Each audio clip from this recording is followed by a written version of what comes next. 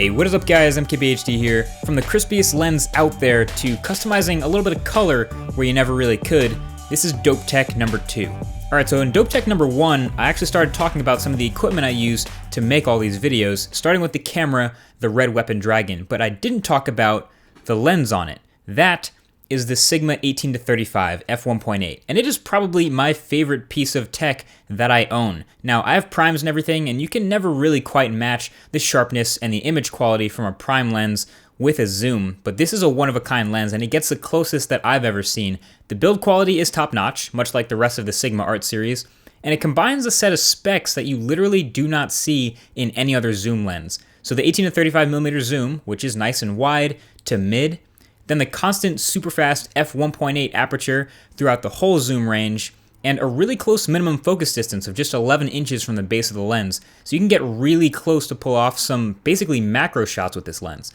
So that and the image you get out of it is super sharp from edge to edge.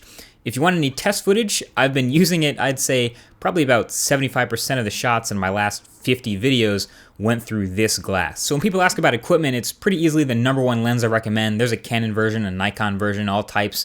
The one downside being it's for crop sensors only. I'm definitely going to miss it when I switch to a full frame camera in a few months, but if you're shooting APS-C or Super 35 or pretty much anything that's not full frame and you have a budget for it, do it. Team Crispy welcomes you. Alright, so custom tech is pretty dope, and I'm sure you guys already know that along with pixels and dynamic range, red and black is one of my favorite combos, and I like to see that in tech when I can. Some of you might remember the Mkbhd edition 13-inch Retina Macbook Pro painted and logo replaced by Colorware last year. So a year and a half later, it still looks pretty great. The paint has held up fine, so that's good news, but the laptop itself is a little dated, and I'm looking for it to be a mobile editing rig. So I sent in a new fully loaded 15-inch Retina MacBook Pro with the same treatment of that stealth matte black, kept the red hinge, and I am now a very happy mobile editor. Plus they are now able to paint the trackpad too, so no more silver trackpad sticking out like a sore thumb.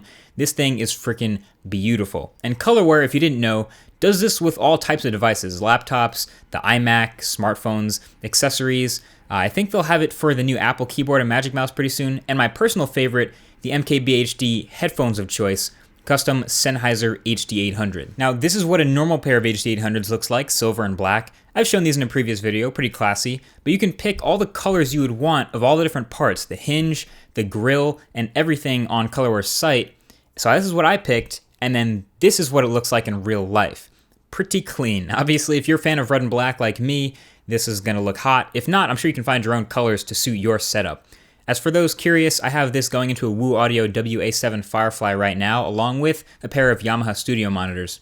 Anyway, Colorware is dope and everything, but it's just not cheap, and it's also not fast. It takes something like 2 weeks for them to accept your shipment, take it apart, paint it, and ship it back. Plus, it does void your manufacturer warranty usually, though they do provide their own, but I wouldn't expect to take this into the Apple Store to get anything fixed. So a less permanent, less expensive version of the Colorware treatment would be a skin, essentially a vinyl sticker over the top of your device.